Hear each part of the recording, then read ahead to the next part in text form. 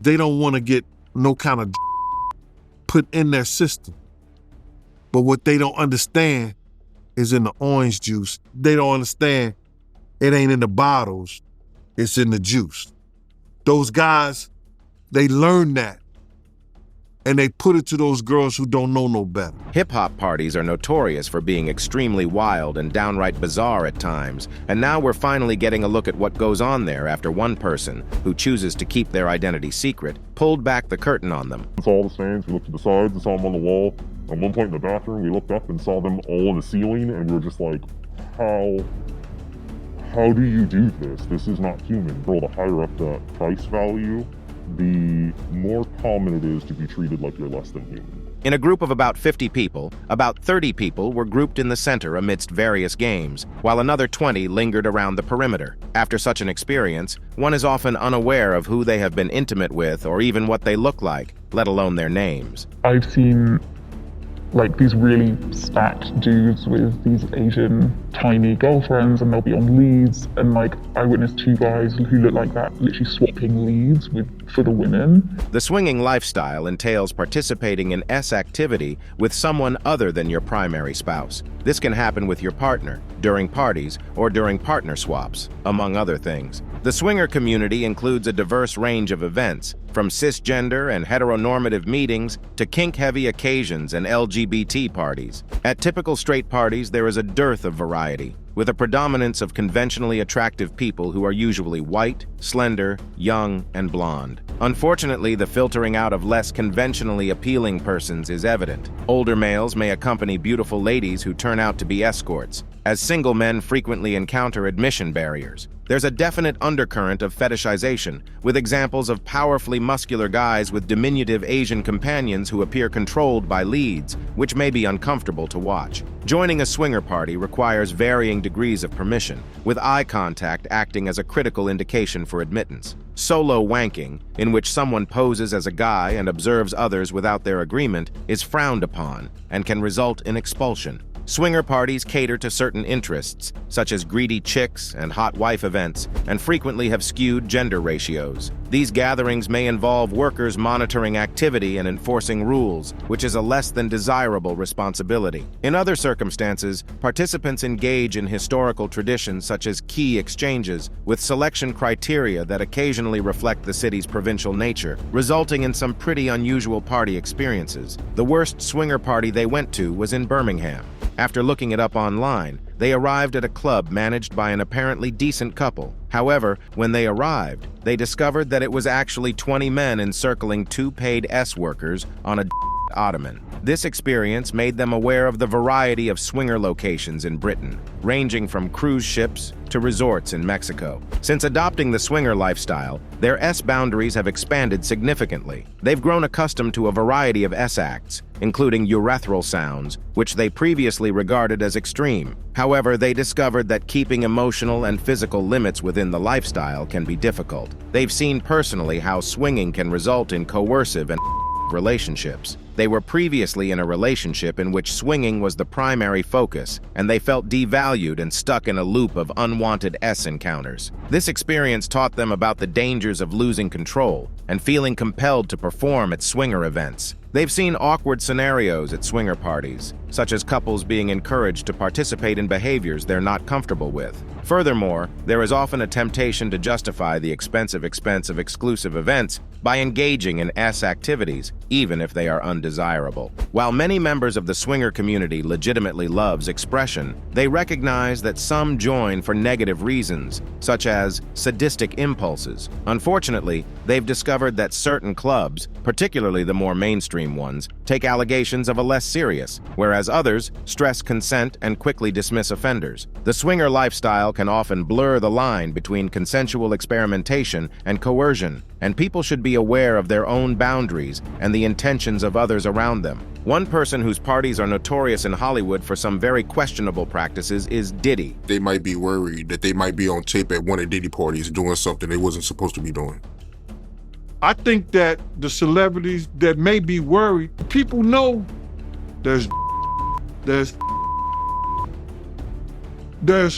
loose women There's loose men. Sean Diddy Combs, a rapper and music tycoon known for launching the careers of some of today's biggest artists, is now facing various lawsuits alleging St, SA, and R. Combs, formerly known as Puff Daddy, P. Diddy, and many other aliases, has undergone numerous reinventions since the start of his career, which has recently taken an unwelcome turn. On March 25th, federal agents from the United States Department of Homeland Security, FBI, searched the rapper's houses in Los Angeles and Miami in connection with a number of claims. Combs, 54, has vehemently rejected all charges against him. His lawyers have described the litigation and his charges of money grabbing as baseless or repugnant. Although the operation is still ongoing, a source close to the inquiry told NBC News that the raid was in response to charges of ST and SA, as well as the soliciting and distribution of illegal substances and weapons. Federal agents in Manhattan questioned 3 women and 1 guy in connection with the inquiry. The artist has spent time in Ibiza for years, and it has now been revealed that he staged parties featuring and extremely young ladies. Diddy has been spotted on the island since 2000. Someone who worked with P. Diddy while he was in Ibiza has began to describe how the parties were organized in the villas where he stayed. The Sun reported that the events featured dancers in revealing outfits, prominent DJs, toys, and chocolate body paint. No expense is spared on these parties. They were pure hedonism, the staffer tells the British tabloid. At one such party, which included a sound system provided by Space, many of the guests were taking MDMA, ecstasy, and there were guests in varying degrees of undress and going into the rooms to have even though it wasn't an.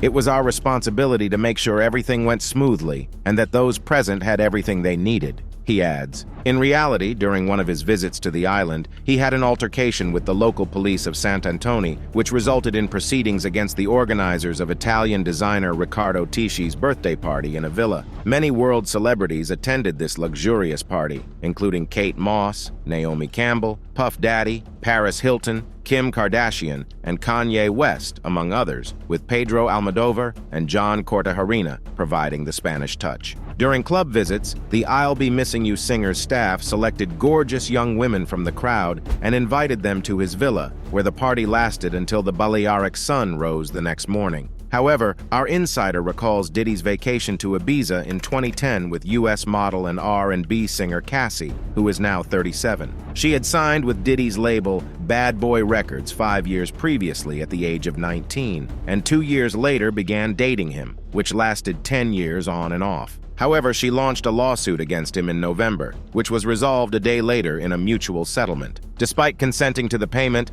Diddy fiercely refuted the offensive and outrageous charges. The British fixer we spoke with claimed, "When Cassie appeared with Diddy in 2010, I assumed she was a member of his entourage. She seemed really subdued and like she was there in body but not in spirit. I was shocked when one of his bodyguards told me she was Diddy's partner. The age gap was apparent. She barely spoke and was subdued. It was as if she wanted to be seen but not heard. She spent most of the time holed up in their villa. There were numerous occasions when he went out with crew to clubs while she stayed at the villa. There were times I felt she looked unhappy." Her lawsuit accused Diddy of forced control, and ST. It stated that his controlling behavior began when she was 19 and that he controlled all aspects of her life for the next 10 years. It also stated that his colleagues and staff turned a blind eye. Following a recent civil case filed against him, sources told the Post that Sean Diddy Combs has a history of using money and power to force others to do his dirty job. Other people carried out acts for him, and he kept his hands clean, a source told the Post. A lawsuit filed by music producer Rodney Lil Rod Jones in February was updated this week with explosive allegations that Combs paid women cash for and had others on his payroll carry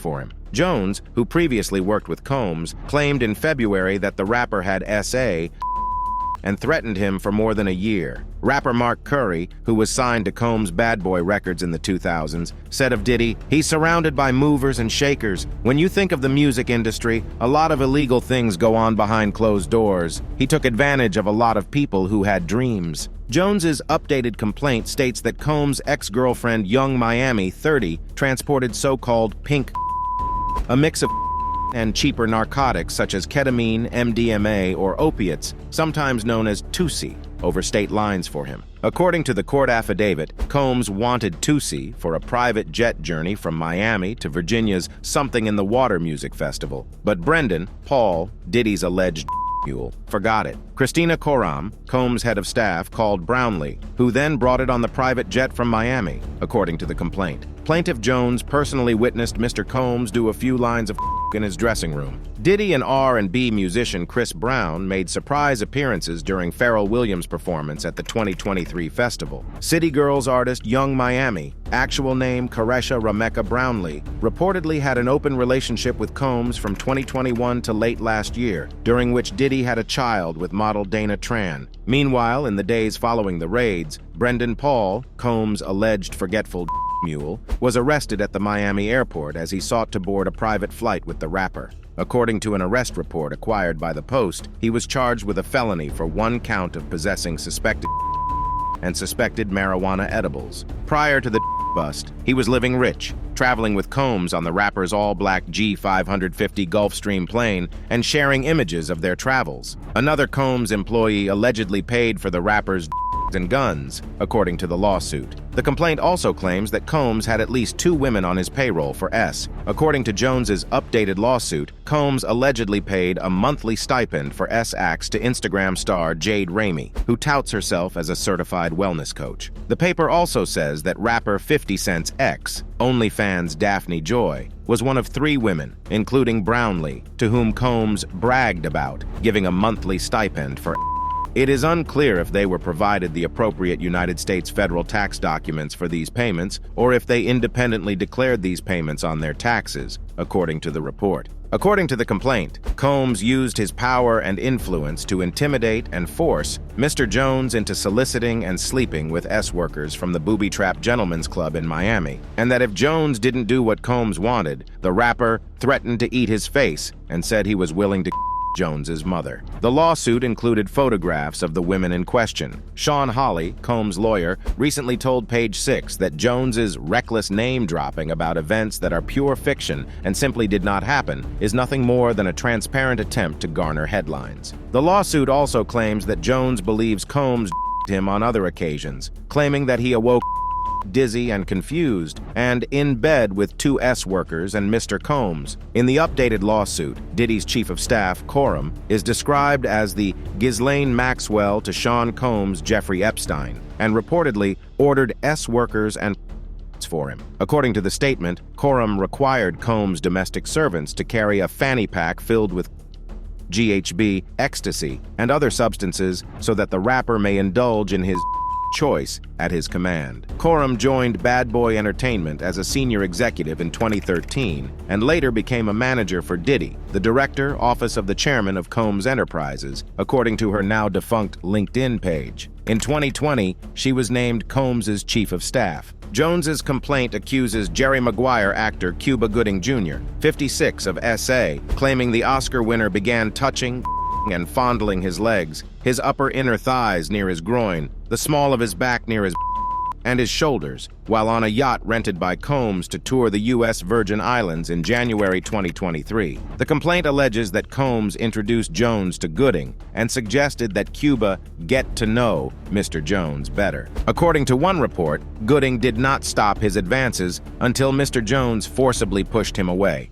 Even Xzibit attempted to warn us about Puffy back in 2009. In this unreleased interview, Xzibit describes attending Puffy's New Year's Eve party at his Miami home with Superhead. He claimed it was a fun party, but things got odd when the diddler pulled him aside and informed him that Superhead would try to insert her finger in his and video it. Xzibit brushed it off, even getting into the car when Diddy drove the team to an after-hours party. Then everything went odd. The club was packed with males making out and exposing their In an interview with Sirius Satellite's Foxhole radio show, X began the unusual anecdote by saying, "Puffy calls me outside like, 'Yo, you know about the girl you with?' I was like, 'Yeah, everybody know.' He's like, 'That's the devil, man.' I was like, 'What you mean she's the devil?' After confronting Superhead about an incident that Diddy described, The video vixen reportedly laughed in response and said she would explain later. "I guess he got some prior incident with her that he don't want nobody to know about," added Zibbit. When the West Coast rapper went to a club with Diddy and Steffens at Diddy's request, things got strange. "We get to this club and we walk in the back way. It's the VIP lounge, ain't nobody in there. The club is going, it's jumping, and I'm sitting there with Superhead," said X. "So then, Diddy is doing his business, we go down and get a drink.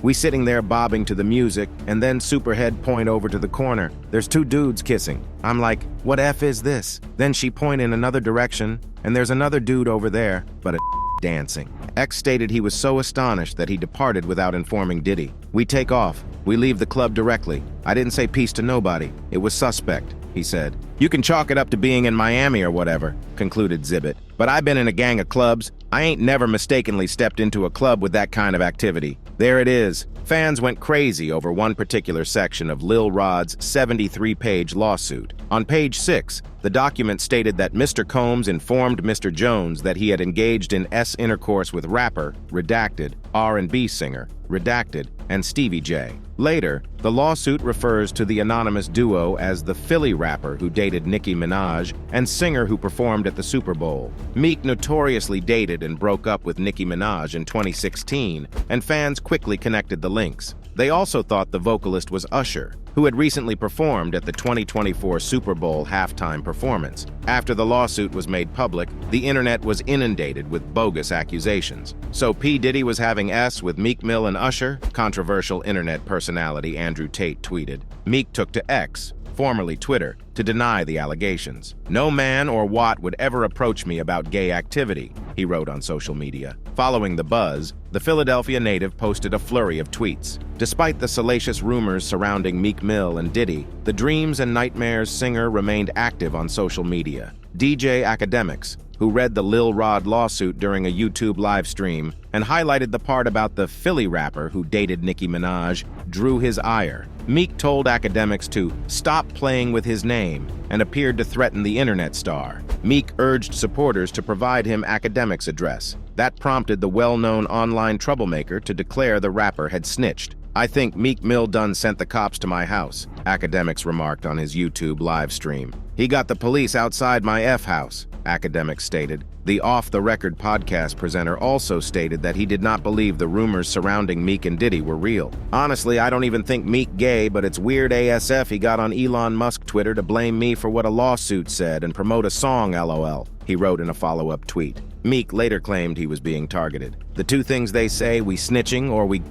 The goal is to disrupt the hip-hop community. Meek was in a car crash a few days later, which some suspected was the result of foul play. Meek Mill aroused alarm among fans after he tweeted a photo from a car accident he was involved in on March 2nd, 2014. "God telling don't crash out for the bustas. GMC, the whole brake pedal slipped off my first time driving SMH," he posted in his Instagram stories, as quoted by Complex. To allay fears, the Shaq and Kobe rapper took to X to assure followers he was fine following the accident. "Stop asking me if I'm straight, I'm just gonna play it raw how the world is. I'm blessed I'm okay," Meek posted on his Twitter account. The tweet's phrasing prompted X users to mock Meek in the comments regarding his purported romance with Diddy. Fans speculated after the crash that foul play was involved, citing a story from November 2023. After Diddy and Cassie parted, she made numerous claims against the famous producer. Cassie claims her relationship with Kid Cudi ended abruptly when Diddy blew up the Day and Night artist's car out of jealousy. It's most certainly a dark place being involved with Diddy, but one that is coming to light now more than ever. That's all for the video, folks. Thanks for watching.